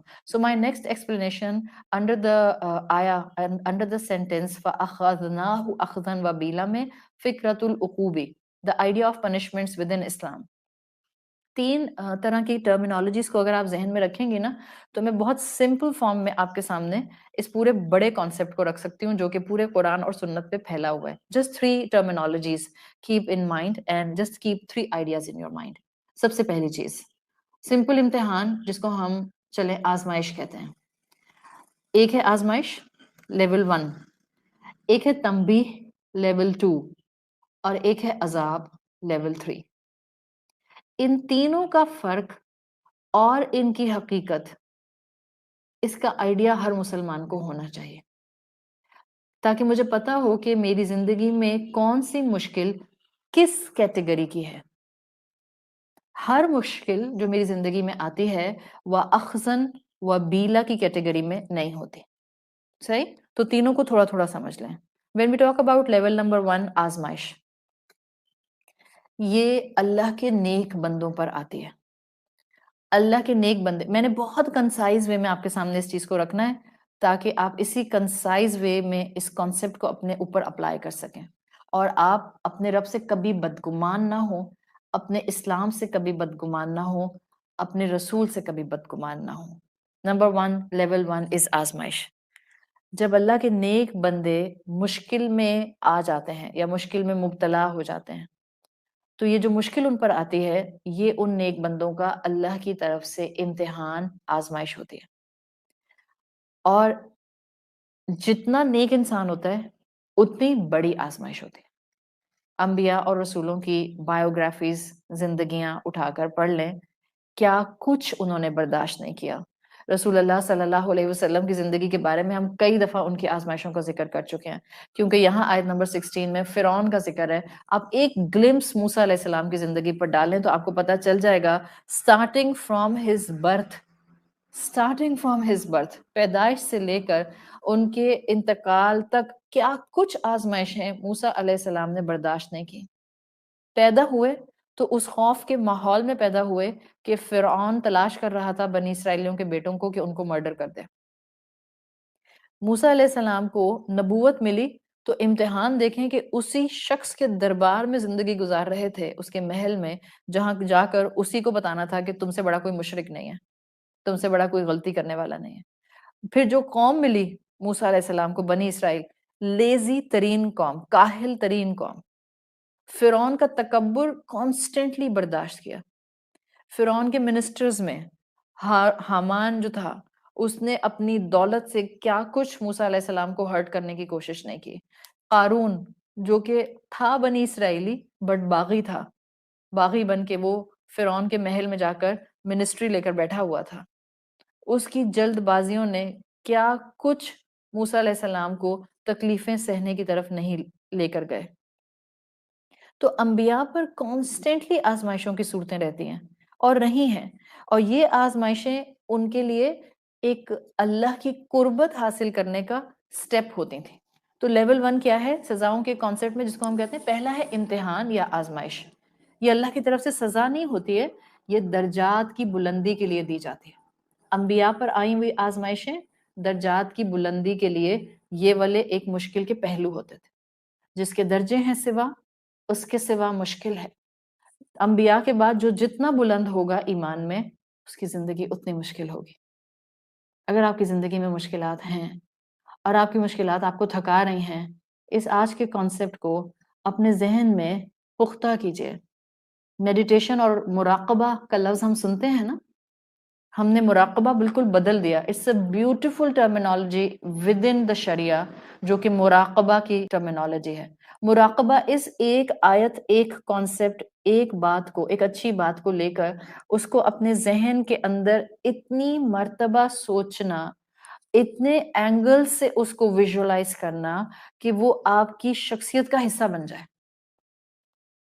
آج جا کر نماز کے بعد جائے نماز پر بیٹھ جائیں اور آنکھیں بند کر کے اپنی زندگی کی مشکلات کو ویژولائز کر کے اس پہلے لیول کے اوپر اپنے آپ کو لانے کی کوشش کریں. if you are struggling on the path of صراط مستقیم، اگر آپ آلریڈی اس راستے پر آ چکے ہیں، آپ چاہتے ہیں کہ آپ اپنی عقل کو وحی کے تابع کر دیں، آپ چاہتے ہیں کہ آپ اس قرآن کے ایک ایک لفظ کو اپنے لیے پرسنلائز لیٹر سمجھتے ہوئے اپنی زندگی کا حصہ بنا لیں، لیکن اس کے باوجود آس پاس گھٹن ہے، اس کے باوجود آس پاس آپ کے لیے ماحول انپلیزنٹ ہے، آپ کے لیے اندھیرے ہیں، آپ کے لیے اڑان کی طاقت نہیں ہے. بعض ماحول اتنے تکلیف دہ ہوتے ہیں کہ انسان کے اندر سے وہ آگے بڑھنے کی، گروتھ کی، اڑان کی، اونچا اٹھنے کی صلاحیت چھین رہے ہوتے ہیں. تو آج اپنے رب کے سامنے بیٹھ کر میڈیٹیشن کریں، بند کریں آنکھیں اینڈ اسٹارٹ ویژولائزنگ. یہ آزمائش ہے، یہ انبیاء پر بھی آئی، یہ اللہ کے راستے پر چلتے ہوئے مجھ پر آ رہی ہے. میرے رب نے انبیاء کو سیف کیا، میرا رب مجھے بھی سیف کرے گا. جس کے درجے ہیں سوا، اس کے سوا مشکل ہے. رب اپنے پیاروں پر آزمائش ڈالتا ہے. یہ ہے پہلا کانسیپٹ فکرت العقوب کے اندر. یہ سزا نہیں ہوتی، یاد رکھیں، بیکاز ایمان والا ہے نا، وہ ہر مشکل میں اللہ سے ہی جڑتا ہے، صبر کا پہلو ہاتھ سے نہیں چھوڑتا. سو دس از دا بیوٹیفل لیول جو دنیا کو سزا نظر آ سکتی ہے، اس لیے کہ ہم بہت ہی کمزور اور بہت ہی نیرو مائنڈیڈ انسان ہیں. ہم کسی انسان کو دیکھتے ہیں وہ 5 سال سے مشکل میں ہے، وہ 10 سال سے مشکل میں ہے، وہ 20 سال سے مشکل میں ہے، ہم فوراً جج بن کے بیٹھ جاتے ہیں. ہم کہتے ہیں ہوگی زندگی میں کوئی ایسی گناہ کی بات، جبھی تو 10 سال سے اس آزمائش میں ہے. استغفر اللہ. خوف خدا نہیں آتا ہمیں؟ دل پھٹ نہیں جاتا ہمارا کسی کے لیے ایسی بات منہ سے نکالتے ہوئے یا کسی کے لیے ایسی بات سوچتے ہوئے؟ وہ رب جو ہر دن کئی 100 مرتبہ ہماری کتنی بلنڈرز کو اگنور کر دیتا ہے، کتنے گناہوں کو کمپلیٹلی اگنور کر دیتا ہے. کوئی آسمان سے بجلی کی ایسی کڑک نہیں آتی ہے جو مجھے اور آپ کو زمین کے اندر دھسا دے اور جلا کر راکھ کر دے، جب ہم اپنی زبانوں سے پتہ نہیں کیا کیا بول رہے ہوتے ہیں اور پتہ نہیں کیا کیا گناہ کر رہے ہوتے ہیں اور پتہ نہیں کیا کیا قرآن سے جڑنے کے باوجود دوسروں کے دل دکھا رہے ہوتے ہیں. کچھ نہیں ہوتا، خاموش رہتا ہے آسمان اور سٹیبل رہتی ہے زمین، کوئی ارتھ کو ایک نہیں آتا ہے. لیکن جہاں ہمارے سامنے کوئی دوسرا انسان آتا ہے اور ہم اس کو مشکل میں دیکھتے ہیں اور ہم دیکھتے ہیں کہ اس کی مشکل پرولونگڈ ہے اور بڑی ٹف ہے، ہم اس پر فتوے لگانا شروع کر دیتے ہیں. ہم کہتے ہیں زندگی میں یقیناً کوئی گناہ ہوگا جبھی تو اتنی سزا مل رہی ہے. اگر اس کو نہیں کہتے ہیں تو دل میں سوچتے ہیں، دل میں نہیں سوچتے ہیں تو کم سے کم گوسپ کر کے اس سے باتیں کر رہے ہوتے ہیں اس کے بارے میں کسی سے. دس از لمٹ. ہم قرآن کے اسٹوڈنٹس ہیں، ہم نے اپنا تعلق اس قرآن اور اس کتاب کے ساتھ بنا لیا ہے. زبانیں بند ہو جائیں ہماری کسی انسان کے لیے ایسی بات کبھی زبان سے نکالنے پر یا دل میں ایسی بات کسی پر لانے پر. اتنے کمزور ہیں ہم، اتنے محتاج ہیں ہم، اتنے فقیر ہیں ہم اپنے رب کے سامنے. ہم کسی انسان کے سامنے، کسی انسان کے لیے اس کی بیک پر، اس کے متعلق، اس کے پیچھے، اس کے بارے میں سوچ بھی کیسا سکتا ہے؟ اتنے ظالم ہیں. ظالم انسان کو قیامت کے دن پھر اللہ کی رحمت کیسے نصیب ہوگی؟ سدھر جائیں ہم تو اچھا ہے، ٹرانسفارم ہو جائیں ہم قرآن کے مطابق تو اچھا ہے، ورنہ پھر اللہ کی تنبیہ آتی ہے گناہ کرنے والوں کے لیے. اس لیے لیول 2 کے اوپر آزمائش کے بعد جو دوسری چیز ہے جو فکرت العقوب میں آتی ہے وہ تنبیہ ہے. اللہ کی طرف سے آزمائش خوبصورت ایک سٹیئر کیس ہوتا ہے مومن کے لیے کہ مومن اس پر صبر کر کے چڑھے اور اپنا درجہ بلند کر لے.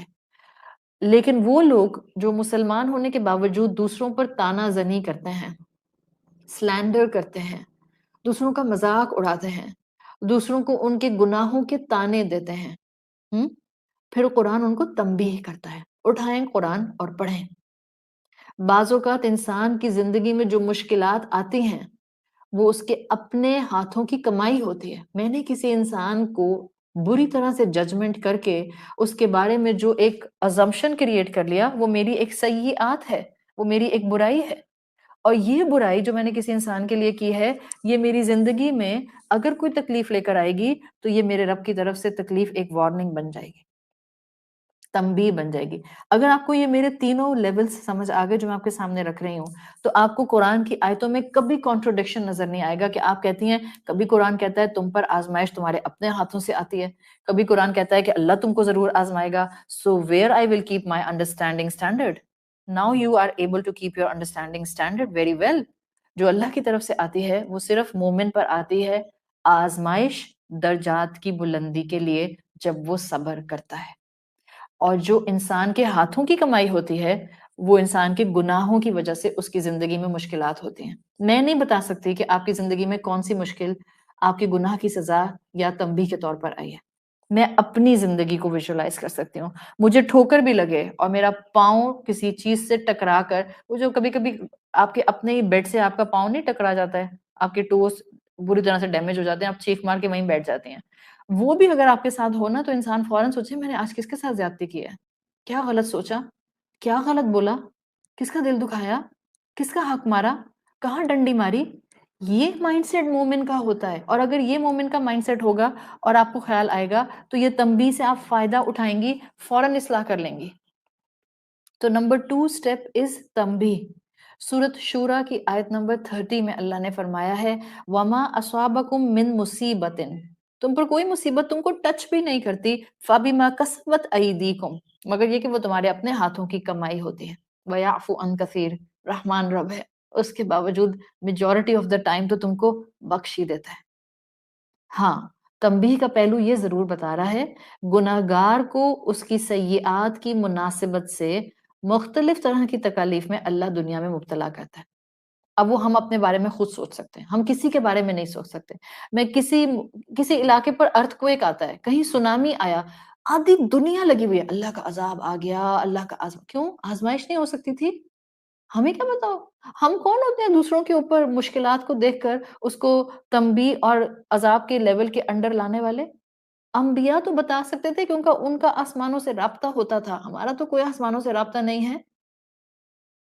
اپنے بارے میں سوچیں، جب گناہ ہوں زندگی میں اور ٹھوکریں لگ رہی ہوں، حالات مشکل ہو رہے ہوں، تو پھر انسان سوچتا ہے کہ اچھا کہاں گناہ ابھی بھی ہو رہا ہے، اگر تو ماضی میں تھا تو بس معافی مانگتے رہیں، وہ رب آپ کو پاک کر رہا ہے، اور اگر ابھی بھی زندگی میں ہے تو اس کو نکال کر اسکریچ کر کے باہر پھینکیں اپنی زندگی سے۔ اب ہوتا کیا ہے، انسان گناہ کرتا ہے، اللہ اس کو تنبیہ بھیجتا ہے، اس کے ہاتھوں کی کمائی سے اس کی زندگی میں مشکل آتی ہے۔ دو طرح کا سیناریو بلٹ ہوتا ہے۔ بعض لوگ اس طرح کی مشکلات میں مزید گناہوں پر جم جاتے ہیں اور پھر اللہ کی مزید ناراضگی کا حقدار بن جاتے ہیں۔ بعض لوگ اس تنبیہ کے لیول پر اپنا کوئی گناہ یاد کر کے فوراً اپنی زندگی سے اس کو اسکریچ کر کے نکال دیتے ہیں، سیدھے راستے کو پک کرتے ہیں اور توبہ کرتے ہیں، اور سچی توبہ کرتے ہیں اور گناہوں کے راستے کو چھوڑ دیتے ہیں۔ اب یہی تکلیف جس میں شاید وہ اس وقت بھی ہوتے ہیں، یہی تکلیف ان کے گناہوں کو دھونے کا باعث بن جاتی ہے، اور جب گناہ دھلتے ہیں تو رب بھی راضی ہو جاتا ہے۔ سورۃ نحل میں ایک واقعہ آتا ہے ایک بستی کی مثال کا، کہ جہاں اللہ نے کہا کہ بڑی امن والی بستی تھی، بڑی اطمینان والی بستی تھی، ان کا رزق اللہ نے ان کو بہت ابنڈنس میں دیا ہوا تھا۔ پھر کیا ہوا؟ انہوں نے اللہ کی نافرمانی شروع کر دی، انہوں نے اللہ کی ناشکری شروع کر دی۔ اب جب ناشکری شروع کی تو اللہ نے کہا ہم نے ان کو بھوک اور خوف سے آزمایا۔ اب اگر میں آپ سے یہیں پر سوال پوچھوں، اس بستی کے اوپر آپ لیول 1 اپلائی کریں گے یا لیول 2 اپلائی کریں گے؟ واز دس آزمائش اور واز دس تنبیہ؟ It was second level. یہ آزمائش نہیں تھی بیکاز وہ ناشکری پر آ گئے تھے، اب مشکل آئی تو ان کے ہاتھوں کی کمائی تھی، اور یہ اب ان کے لیے تنبیہ تھی۔ اگر ایسے موقع پر انسان اپنے گناہ کو پہچان کر استغفار تھام لیتا ہے، توبہ کر لیتا ہے، اللہ اس کی پچھلی خطائیں بھی معاف کر دیتا ہے اور اللہ اس سے راضی بھی ہو جاتا ہے۔ اور اللہ کون کون سے گناہ معاف کرتا ہے؟ آپ قرآن پڑھتے ہیں، آپ کا ذہن کمپریہنڈ نہیں کر پاتا ہے، اللہ ہر گناہ معاف کر دیتا ہے توبہ سے۔ ہر گناہ، کسی انسان سے زنا بھی ہو گیا ہے نا، کوئی نہیں جانتا ہے، مت بتائیں کسی کو، مت بتائیں کسی کو، بٹوین یو اینڈ یور رب معافی مانگ لیں، وہ معاف کر دیتا ہے، اور وہ ایسے معاف کرتا ہے کہ قیامت کے دن آپ کا گناہ کسی کے سامنے آئے گا بھی نہیں، وہ ڈھانپ لے گا، وہ بلکہ بری کر دے گا۔ دیر آر ٹو کانسیپٹس میرے ساتھ مسئلہ یہ ہوتا ہے کہ میرے لیے کانسیپٹس میں سے کانسیپٹ نکل آتے ہیں، but I am not going to define this concept true concept thing right now, انشاءاللہ پھر کسی ٹائم پر. But there are two ways to cover my bad deeds, to cover my dark sides. ایک، اللہ اس کو کور کر دے گا شیٹ سے، سو وہ ہیپ نظر آ رہا ہے. دوسرا، اللہ اس کو زمین میں بری کر دے گا، کسی کو نظر ہی نہیں آ رہا. آپ نے کتنا بھی بڑا گناہ کیا ہے، آپ نے معافی مانگ لی ہے نا، وہ بری کر دے گا، نہ دنیا میں کسی کے سامنے آئے گا، نہ آخرت میں کسی کے سامنے آئے گا. اور سورۃ فرقان کی آیت نمبر 70 میں آتا ہے، اور اس سے پہلے کی آیت میں اللہ تعالیٰ نے شرک کا ذکر کیا، قتل کا ذکر کیا، زنا کا ذکر کیا. الا من تاب وآمن وعمل صالحا، جس نے توبہ کر لی، جس نے ایمان درست کر لیا، جس نے عمل صالح اڈاپٹ کر لیا گناہ چھوڑ کر، فَأُولَئِكَ يُبَدِّلُ اللَّهُ سَيِّئَاتِهِمْ حسنات. اللہ اتنا غفور ہے، وہ ان گناہوں کے بدلے حسنات کو وہاں پر لے کر آ جائے گا.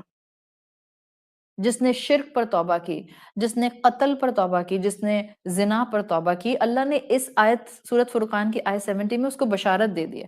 نہ صرف اللہ گناہ معاف کر دے گا، یبدل اللہ سیئاتہم حسنات، اللہ گناہوں کو نیکیوں میں ٹرانسفارم کر دے گا. اتنا محبت کرنے والا رب، اتنا محبت کرنے والا رب، اور فرعون سے کہہ رہے ہیں فَأَخَذْنَاهُ أَخْذًا وَبِيلًا، we seized him with a stern grip. تو یاد رکھیں یہ دو لیولز جو ہیں، آزمائش اور تنبیہ، یہاں تک اللہ کی محبت چلتی رہتی ہے. The third level is عذاب.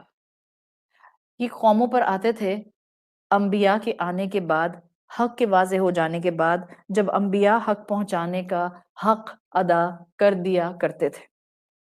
اب جو لوگ نبیوں کی بات، رسولوں کی بات نہیں مانا کرتے تھے، تو اللہ کی سنت ہوتی تھی کہ پھر اللہ اس قوم کو سزا دے کر ختم کرتا تھا، پھر اس قوم کو مہلت نہیں ملتی تھی. عذاب آئے، اور جس چیز کو اللہ نے اپنے کلام میں عذاب ڈکلیئر کر دیا، ہم اس کو عذاب کہتے ہیں. آج ہم کسی چیز کو عذاب ڈکلیئر نہیں کر سکتے، اس لیے کہ اللہ کے رسول صلی اللہ علیہ وسلم کی پریزنس سے ہی قوموں پر عذاب آنے کی سنت کو تو ویسے ہی ختم کر دیا گیا. اب تو پاکٹس میں مشکل آئے گی، اور اگر کسی انسان پر انڈیویجول مشکل آ رہی ہے تو میں نے آپ کو کانسیپٹ دے دیا ہے. میں کسی انسان کی مشکل دیکھ کر، کسی علاقے کی مشکل دیکھ کر، کسی خاندان کی مشکل دیکھ کر، کسی کپل کی مشکل دیکھ کر میں یہ نہیں کہہ سکتی ہوں کہ یہ اس کے اوپر جو ہے وہ اللہ کا عذاب ہے. I have no right and you have no right. So وہاں پر ہم اس کو آزمائش کنسیڈر کریں گے کہ اللہ اپنے بندے کو اس کے گناہوں سے دھوپ کر اس کے درجات کی بلندی کر رہا ہے. ہاں، قرآن میں عذاب کا ذکر آتا ہے، قوم عاد پر آیا، قوم ثمود پر آیا، قوم مدین پر آیا، قوم سدوم پر آیا، بنی اسرائیل پر پاکٹس میں آتا رہا. جو یوم السبت تھا اس کی وجہ سے ان کے اوپر عذاب آیا، اس پاکٹ کے اوپر کہ وہ بندر بنا دیے گئے. تو یہ کانسٹنٹلی عذاب جو قرآن نے مینشن کیے ہیں، یہ قرآن کے عذاب تھے، قوموں پر آئے تھے. اور یہ اب ریڈرز کے لیے، جو قرآن کے ریڈر ہیں، ان کے لیے یہ ایک وارننگ ہے. کس بات کی وارننگ ہے؟ کس بات کی وارننگ ہے؟ اس بات کی وارننگ ہے کہ وہ لوگ جنہوں نے رب کے دیے ہوئے احکامات کو اگنور کیا، عقل کا درست استعمال نہیں کیا، عقل کو دین سے نہیں جوڑا، مذہب کو فالو نہیں کیا، دنیا کی حقیقت نہیں سمجھ سکے. And now listen my sentence. اس پورے کے بعد حق ادا نہیں کیے، احکامات نہیں مانے، عقل کا استعمال نہیں کیا، دین سے خود کو نہیں جوڑا، مذہب اور دین سے نہیں جڑے تو دنیا کی حقیقت سمجھ نہیں آئی. And now the inverted commas mean highlighted bold line. جب یہ اوپر کے 4 کام نہیں کیے، باقی انسانوں کے ساتھ ظلم، ناانصافی اور زیادتی کر گئے. میں آپ کو جس اینگل سے عذاب کی ڈیفینیشن آج دے رہی ہوں، اگر آپ کو یہ سمجھ آ جائے، آپ کو کبھی اللہ رب العزت کے صفات کے معاملات میں یا قرآن کی آیات کے معاملے میں کانٹرڈکشن نظر نہیں آئے گا. میجورٹی مسلمان کنفیوز ہوتا ہے، ایک طرف اتنا رحمان رب ہے، ایک طرف اتنا رحیم رب ہے، دوسری طرف اتنی بلیٹنٹ سزاؤں کا ذکر کرتا ہے.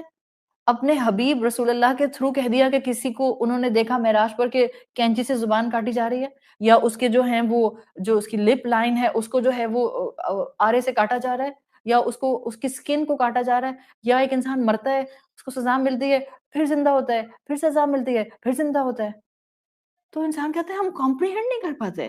ویئر از شان رحیمی، ویئر از اللہ کا رحمان ہونا. Everything is properly at its place. صرف تھوڑی سی اوپر کی عقل وہی کے ساتھ گہرائی میں اٹیچ کر کے دیکھیں, things will be crystal clear in front of you. میں نے کیا کہا, جن قوموں پر عذاب آیا تھا انہوں نے یہ جو کام کیے تھے کہ عقل کو جوڑا نہیں, دنیا کی حقیقت سمجھی نہیں, مقصد سمجھا نہیں, اس میں ان کا ایکشن کیا تھا؟ جب انسان احکامات نہیں سمجھتا, وہی سے نہیں جڑتا, مذہب کو نہیں اپناتا, اس میں اس کا عمل کیا ہوتا ہے؟ انسانوں کے ساتھ ظلم اور زیادتی اور ناانصافی کرتا ہے. یہ جتنی قومیں عذاب کے ساتھ تباہ ہوئی ہیں, ان کا فلسفہ اس طرح سے سمجھیں گے نا, آپ کو اسلام کی خوبصورتی بھی نظر آئے گی اور اللہ رب العزت کا محبت کے ساتھ اپنے بندوں کے لیے ہمیشہ موجود رہنا یہ بھی نظر آئے گا.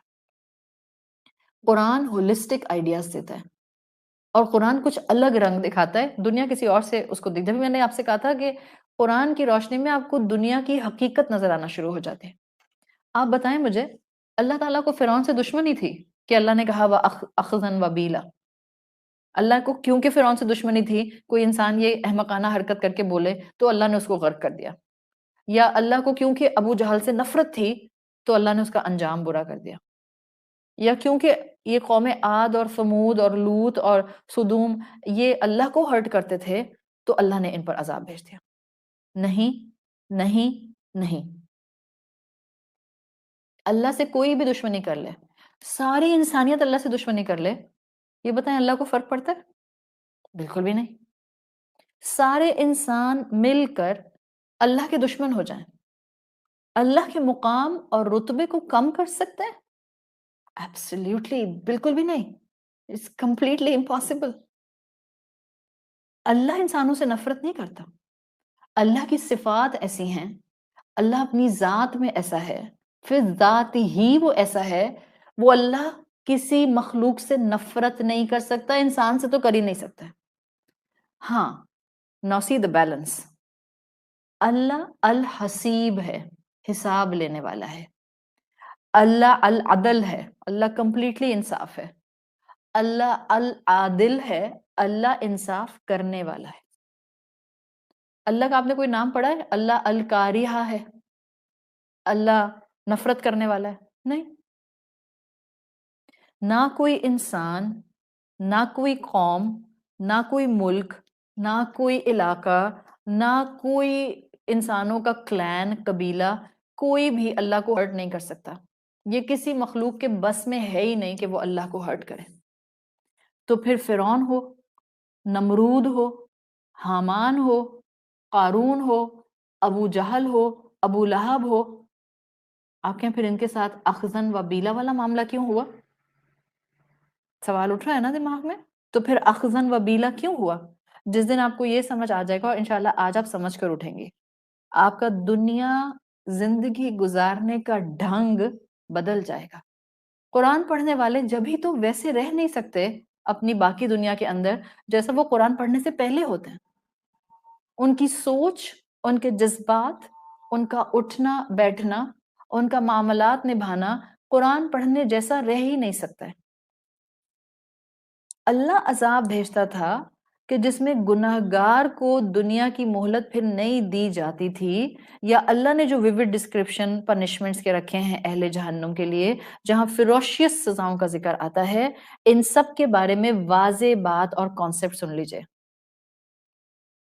اللہ کے رسول صلی اللہ علیہ وسلم کا رب جو سب انسانوں سے محبت کرنے والا ہے, یہ سزائیں عذاب کی شکل میں اس نے چاہے دنیا میں دی قوموں کو, چاہے وہ آج پاکٹس میں کسی انسان پر عذاب ڈالتا ہے, چاہے وہ قبر میں عذاب ہوگا, چاہے وہ جہنم کی ویوڈ فیروشیس سزائیں ہوں گی, یہ صرف اس لیے ہوں گی کہ یہ وہ انسان ہیں جنہوں نے دیگر انسانوں کے ساتھ ظلم کیا ہے.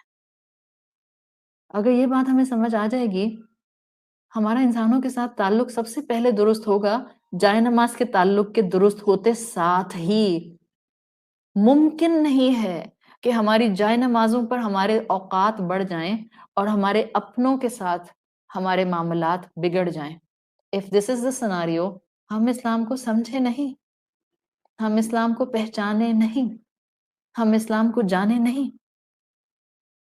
یہ جو عذاب آئے ہیں، فرعون پر آیا، اخذن و بیلا یا ابو جہل پر آیا، رسولوں کو جھٹلایا تھا انہوں نے، قوموں کو ریڈیکیول کیا تھا، قوموں پر لوگوں پر ظلم کیا تھا، فزیکل پرسیکیوشن کی تھی، وربل پرسیکیوشن کی تھی، ان کو تانے دیے، ان کو قتل کر دیا، ان کے خون بہائے، ان کے رشتوں کو ختم کر دیا، ان کے سامنے، ان کی نظروں کے سامنے ان کی اولادوں کو کچل کر مار دیا، ظلم کیا انسانوں کے اوپر.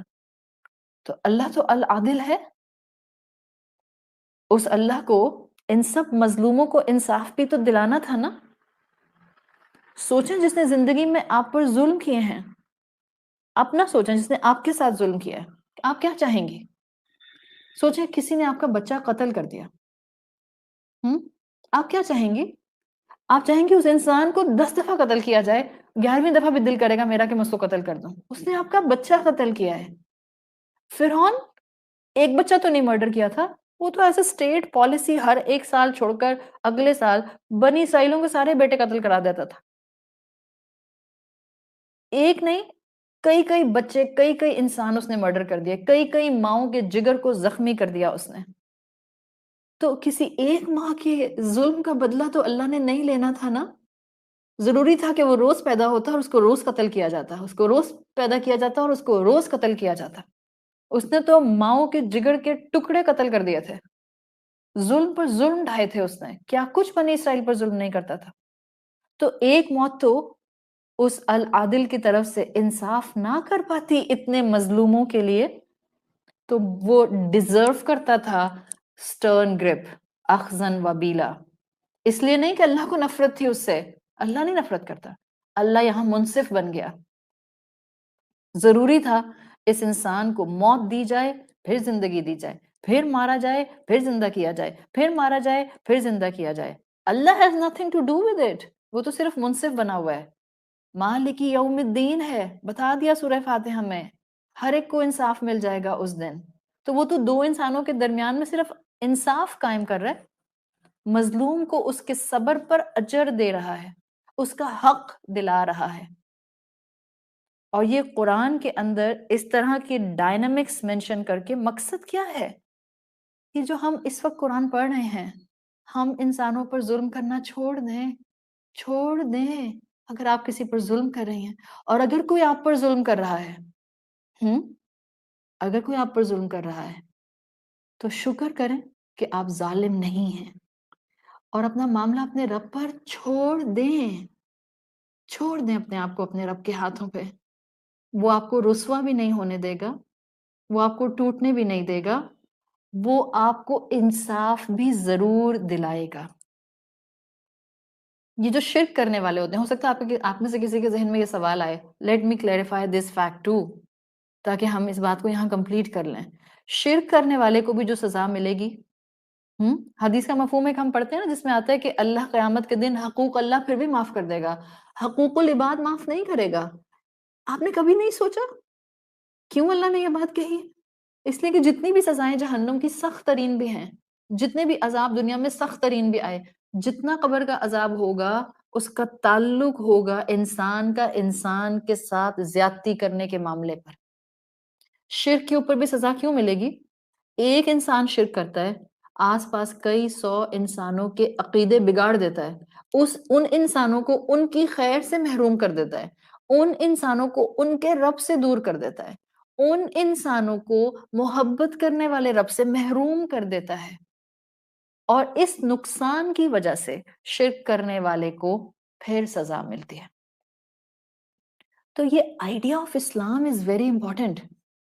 ارلی وحی ہے، شروع کی وحی، اور رسول اللہ صلی اللہ علیہ وسلم کے اوپر سورۃ المزمل نازل کی جاتی ہے، اور چند کلمات سے اصول گہرے دے دیے جاتے ہیں تاکہ اسلام کے اینگل سے کانسیپٹ بلڈنگ ہو جائے، تاکہ اب جو اللہ کے رسول اور اللہ کے رسول کے ساتھی ہیں وہ اس عمارت پر اپنا ایک ایمان کا گھر کھڑا کریں جہاں آنے کے بعد ان کو زندگی میں اپنے رب کے بارے میں کبھی ریگریٹ نہیں آئے گا، اس کے فیصلوں پر کبھی ریگریٹ نہیں آئے گا، اس کے بارے میں کبھی بدگمانی نہیں آئے گی، اور وہ سمجھ جائیں گے اپنی زندگی میں کب آزمائش آئی، کب تنبیہ آئی، کب عذاب آیا، and how they have to deal with the people in their surrounding.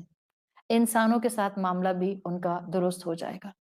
تو سجدے میں جھک جائے سر، جس رب نے چند سے چند کلمات میں اتنے اسٹرانگ کانسیپٹ ہمیں قرآن کے ذریعے دے دیے ہیں، ہم نہ اٹھیں اپنی کلاسز میں سے مگر صرف اس ارادے اور اس کوشش کے ساتھ کہ ہم ایک اچھا انسان، ایک بہترین مسلمان، عابد ہونے کے ساتھ ساتھ اپنے اپنے رولز کے اندر ایک بہترین کیپیسٹی میں ایک اونچی اعلیٰ ظرفی اڈاپٹ کرتے ہوئے زندگی گزارنے والا مومن بننے کی کوشش شروع کر دیں گے۔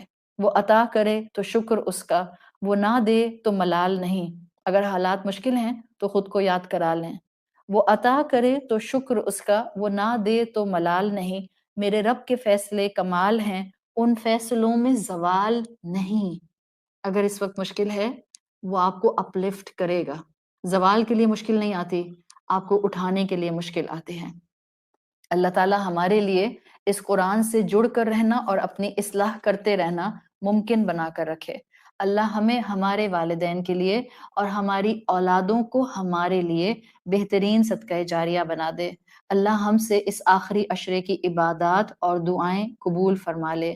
اللہم اجعل صیامنا صیام الصائمین وقیامنا فی رمضان قیام القائمین ونبہنی فی رمضان عن نومہ الغافلین وہب لنا جرمنا فی رمضان یا الہ العالمین واعف عنا واغفر لنا یا عافیا عن المجرمین۔ سبحانک اللہم وبحمدک نشہد ان لا الہ الا انت نستغفرک ونتوب الیک۔ انشاءاللہ کل ہم اپنے نیکسٹ سیشن کے ساتھ 11:45 AM پاکستان اسٹینڈرڈ ٹائم پھر ملاقات کریں گے۔ السلام علیکم ورحمۃ اللہ وبرکاتہ۔